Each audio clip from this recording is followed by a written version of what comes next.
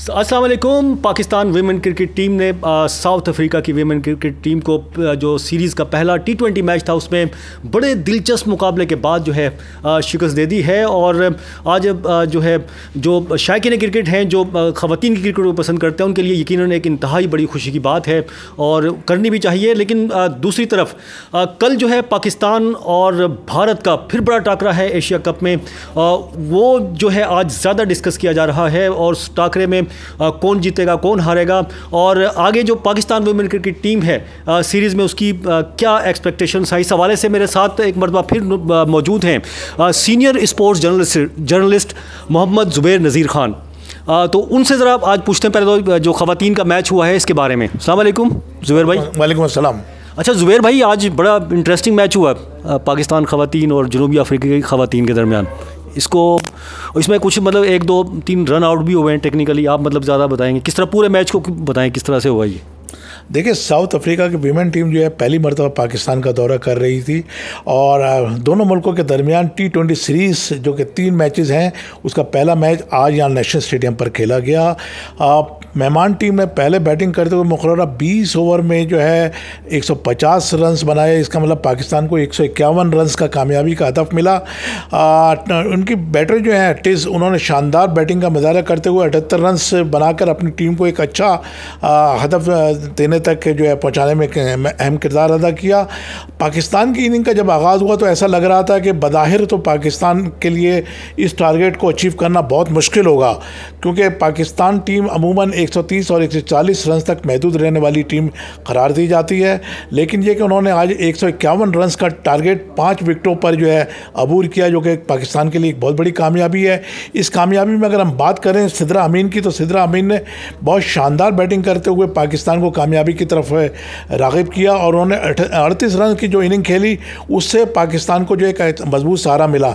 उसके बाद ज़ाहिर है कि पाकिस्तान की साबिक कप्तान बिस्मा मारूफ जो है उन्होंने भी शानदार इनिंग खेली और वो बदकिस्मती से रन आउट हो गई। जैसा कि आपने कहा कि हमारी खिलाड़ी रन आउट हुई, तो हमारे 5 जो खिलाड़ी आउट हुई उनमें से 4 जो है रन आउट हुई। इसका मतलब ये कि हमारी खिलाड़ी जो है रन शॉर्ट रन्स के ऊपर उनका ज़्यादा फोकस था और शॉर्ट रन्स लेने के लिए ही, सिंगल रन्स लेने के लिए ही जो है इस कोशिश में वो रन आउट हुई। तो बिस्मा मारूफ ने भी शानदार बैटिंग की। मैं समझता हूँ कि उनके 37 रन जो है वो पाकिस्तान की तरफ या पाकिस्तान की कामयाबी में अहम किरदार है। लेकिन अगर हम आलिया रियाज़ का जिक्र ना करें तो बड़ी ज़्यादती होगी। आलिया रियाज़ ही थी जिन्होंने पाकिस्तान को जो है कामयाबी दिलाई। आखिरी ओवर में जो है मैच बड़ा सेंसिटिव हो गया था और आखिरी ओवर में 8 रन पाकिस्तान को दरकार थे। दूसरे एंड के ऊपर फातिमा सना मौजूद थी, जो कि ज़ाहिर है कि बॉलर हैं, लेकिन बैटिंग में भी आहिस्ता आहिस्ता वो अपनी क़ुव्वत दिखाने की कोशिश कर रही हैं। लेकिन ज़ाहिर है कि आलिया जो है एक मंझी हुई बैटर तस्लीम की जाती हैं। उन्होंने शानदार अंदाज में पाकिस्तान को फतह के करीब पहुँचाया। आखिरी गेंद के ऊपर मैच का फैसला हुआ। आखिरी गेंद पे जब मैच बराबर हो चुका था और आखिरी गेंद पर पाकिस्तान को कामयाबी के लिए 1 रन चाहिए था, तो आलिया रियाज़ ने अपने तजर्बे की बुनियाद के ऊपर वो शानदार स्ट्रोक खेला कि जिसने पाकिस्तान को जनूबी अफ्रीका के ख़िलाफ़ कामयाबी से हमकिनार कर दिया। अब दूसरा मैच जो है सीरीज़ क्योंकि 3 मैचेस की है, दूसरा मैच जो है वो इतवार को खेला जाएगा। लेकिन यहाँ पर एक सबसे बड़ी अपसेट ये देखने में आया कि ये स्टेडियम, नेशनल स्टेडियम जो कि फ्लड लाइट में यहाँ पर मैच खेला जा रहा था, कराची के तमाशाइयों ने बिल्कुल रग़बत नहीं दिखाई और स्टेडियम तमाशाइयों से खाली नज़र आया। खुशी होती कि अगर स्टेडियम में तमाशाई भी होते, लेकिन उसके बहुत से अवामिल हैं जो कि एक अलग बहस है। ठीक है जी, ये बात मैं करना चाह रहा था, तो आपने खुद ही जवाब बोल दी है। मतलब इतना अच्छा मैच हुआ, मैं तो देखने वाला मैच था यहाँ बैठकर आज जिस तरह से मैच हुआ। और उम्मीद है कि जो पाकिस्तान वुमेन क्रिकेट टीम है ये अगली जो 2 T20 और फिर आगे 1 ODI भी हैं 3, उनमें अच्छी कारकर्दगी मुज़ाहिरा करेगी। और शायकीन को चाहिए कि वो आके जो वुमेन क्रिकेट है उसको भी जो है वो सपोर्ट करें। लेकिन अभी हम बात करेंगे कल जो टाकरा होगा पाकिस्तान और भारत के दरमियान एशिया कप का, उस हवाले से ज़ुबैर नज़ीर ख़ान साहब से बात करते हैं। अस्सलाम वालेकुम ज़ुबैर भाई, आप अच्छा ये बताएं, बड़ा टाकरा है कल, कौन सी पाकिस्तान के पास कौन से हथियार हैं, इंडिया के पास कौन से हथियार हैं, कौन ये जीतेगा, क्या मतलब उम्मीद आ रही? देखिए, पाकिस्तान और इंडिया का मैच हमेशा से जो है बहुत सख्त और दिलचस्प होता है और पूरी दुनिया की नज़रें जो है इन दोनों टीमों के दरमियान होने वाले मुकाबले पर लगी रहती हैं। अब एशिया कप में कल पाकिस्तान और इंडिया का मुकाबला होने के लिए जा रहा है। ज़ाहिर है कि दुनिया एक मरतबा फिर इस मैच को बड़ी दिलचस्पी से देख रही है। बज़ाहिर तो ये लगता है कि मैच दिलचस्प और सनसनीखेज़ होगा, लेकिन मुझे ऐसा लगता है कि मौसम बीच में आड़े आ जाएगा और मौसम की वजह से ये खेल डिस्टर्ब होगा। बहरहाल अगर खेल अपने यानी सही तरीके से हुआ और 50-50 ओवर की इनिंग्स खेली गई तो मैं ये समझता हूँ कि मैच का पासा कोई भी टीम अपने हक़ में पलट सकती है।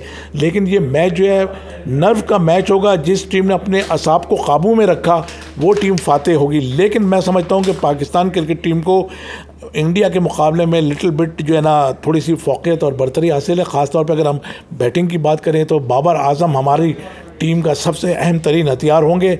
अगर बाबर इंशाल्लाह चल पड़े तो पाकिस्तान के लिए एक बैटिंग को अच्छा स्कोर जो है टारगेट करने में आसानी होगी।